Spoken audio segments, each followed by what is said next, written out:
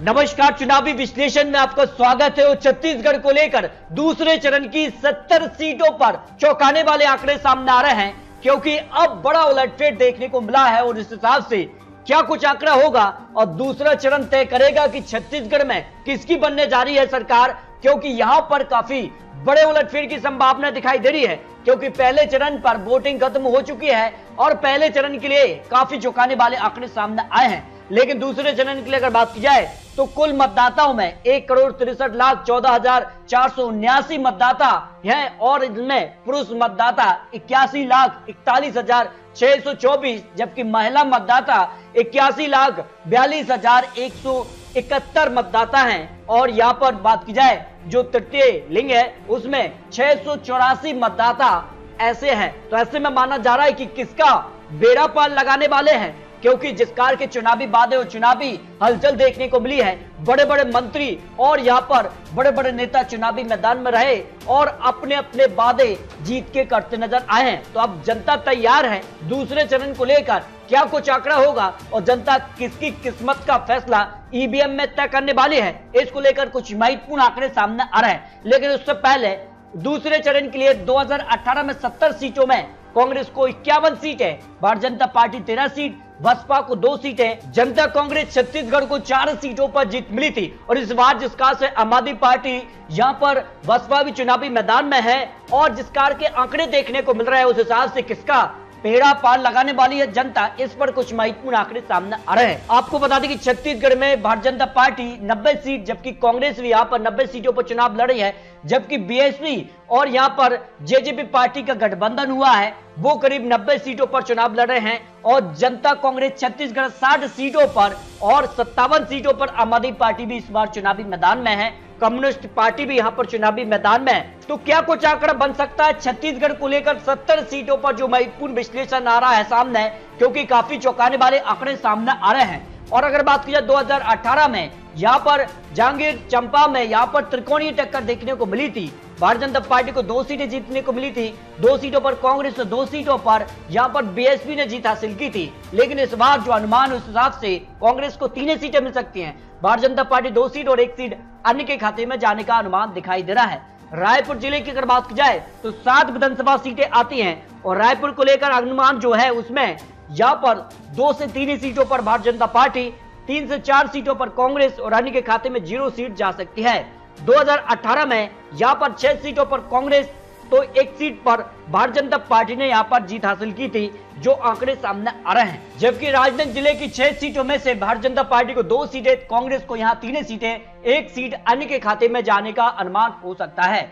जबकि रायगढ़ जिले की 5 विधानसभा सीटों में से कांग्रेस को यहाँ पर 2 से 3 सीटें, भारतीय जनता पार्टी को 0 से 2 सीट और अन्य के पक्ष में 0 से 1 सीट की संभावना दिखाई दे रही है। रायगढ़ जिले की अगर बात की जाए तो 2018 में कांग्रेस को 3 सीटें जबकि 2 सीटें अन्य के पक्ष में रही थी। जबकि महासमुंद जिले की 4 विधानसभा सीटों की बात की जाए तो यहाँ पर 2 सीटों पर कांग्रेस का पलड़ा भारी नजर आ रहा है, 1 सीट पर भारतीय जनता पार्टी तो 1 सीट अन्य के खाते में भी जा सकती है, जो आंकड़े दिखाई दे रहे हैं। और अगर बात की जाए यहाँ पर 2018 में तो 4 सीटों पर कांग्रेस ने 2018 में जीत हासिल की थी। जबकि बेमेतरा जिले की 3 सीटों की बात की जाए तो 3 सीटों पर कांग्रेस ने 2018 में जीत हासिल की थी, लेकिन इस बार कांग्रेस को 1 सीट का नुकसान दिखाई दे रहा है, 1 सीट पर भारतीय जनता पार्टी को फायदा मिल रहा है। इस तरह से कांग्रेस को 2 और भारतीय जनता पार्टी को 1 सीट मिल सकती है। बलरामपुर जिले की 3 सीटों की बात की जाए तो यहाँ पर भी कांग्रेस को 2 सीटें और 1 सीट पर भारतीय जनता पार्टी को जीत की संभावना यहाँ पर दिखाई दे रही है। और अगर बात की जाए तो यहाँ पर 2018 में 3 सीटों पर कांग्रेस ने जीत हासिल की थी।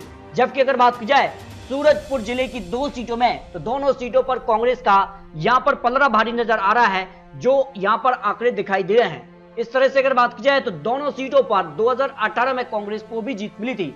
अगर बात की जाए तो यहाँ पर काफी चौंकाने वाले आंकड़े यहाँ पर बात की जाए तो यहाँ पर गोरेला पेंड्रा मरबाई जिले की 2 सीटों में 1 सीट कांग्रेस तो 1 सीट अन्य के खाते में जा सकती है। और जिले को बात की जाए तो दोनों सीटों पर यहाँ पर जनता कांग्रेस छत्तीसगढ़ ने जीत हासिल की थी 2018 में, तो एक बार 1 सीट का नुकसान दिखाई दे रहा है। तो 1 सीट यहाँ पर जो है, यहाँ पर जनता कांग्रेस छत्तीसगढ़ के खाते में तो 1 सीट कांग्रेस के खाते में जा सकती है।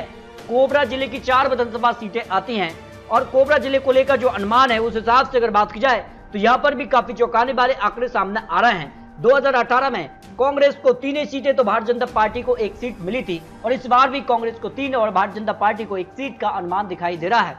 जसपुर जिले की 3 सीटों की बात की जाए तो यहाँ पर तीनों सीटों के जो आंकड़े हैं, 2 सीटों पर भारतीय जनता पार्टी जबकि कांग्रेस को 1 सीट की जीत की संभावना दिखाई दे रही है। जबकि मुंगेली की यहाँ पर 2 विधानसभा सीटों की बात की जाए तो दोनों सीटों पर भारतीय जनता पार्टी को जीत मिलती नजर आ रही है। जो आंकड़े दिखाई दे रहे हैं, 2018 में भी यह कांग्रेस को 0 सीट मिली थी जबकि भारतीय जनता पार्टी को 1 सीट और 1 सीट यहाँ पर जनता कांग्रेस छत्तीसगढ़ के पक्ष में रही थी। इस बार भारतीय जनता पार्टी को 1 सीट का फायदा यहाँ पर मिलता नजर आ रहा है।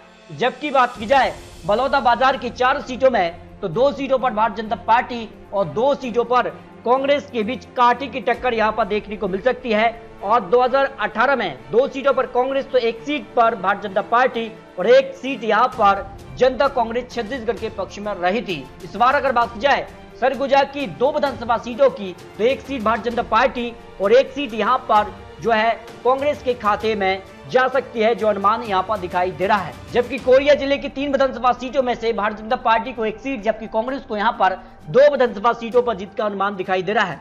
2018 में तीनों सीटों पर कांग्रेस को जीत मिली थी लेकिन इस बार 1 सीट का नुकसान यहां पर दिखाई दे रहा है। इसके अलावा अगर बात की जाए तो गरियाबंद की 2 विधानसभा सीटों में से कांग्रेस और बीजेपी के बीच कांटे की टक्कर इस जिले में भी देखने को मिल सकती है और 2018 में भी यहां पर कांटे की टक्कर देखने को मिली थी। 1 सीट कांग्रेस तो 1 सीट भारतीय जनता पार्टी के पक्ष में रही थी।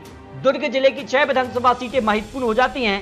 2018 में कांग्रेस ने यहां पर 5 विधानसभा सीटों पर जीत हासिल की थी जबकि भारतीय जनता पार्टी को 1 सीट पर जीत मिली थी और इस बार भारतीय जनता पार्टी को 1 से 2 विधानसभा सीटें मिल सकती हैं जबकि कांग्रेस 2 से 3 सीटें और 1 सीट अन्य के खाते में भी जाने की संभावना यहां दिखाई दे रही है। तो इस तरह से अगर बात की जाए छत्तीसगढ़ को लेकर दूसरे चरण की 70 सीटों का जो अनुमान सामने आ रहा है उस हिसाब से कांग्रेस को 35 से 45 सीटें मिल सकती हैं क्योंकि 2018 में 51 सीटों पर कांग्रेस ने जीत हासिल की थी जबकि भारतीय जनता पार्टी 2018 के मुकाबले छत्तीसगढ़ के दूसरे चरण में बढ़त देखने को मिल रही है। 30 से 40 सीटों के आसपास भारतीय जनता पार्टी भी पहुंच सकती है, यानी कि पक्ष में 2 से 5 विधानसभा सीटें यहां पर जा सकती हैं। यानी छत्तीसगढ़ को लेकर महत्वपूर्ण आंकड़े आपको दिखाए दूसरे चरण के लिए। लेकिन अगर बात की जाए 90 सीटों के जो फाइनल ओपिनियन पोल के हिसाब से या कांग्रेस को 45 से 51 सीटें जा सकती हैं, भारतीय जनता पार्टी 39 से 45 और अन्य के पक्ष में 0 से 2 सीटों की संभावना दिखाई गई है। इस तरह से अगर बात की जाए छत्तीसगढ़ को लेकर जो सी वोटर के आंकड़े हैं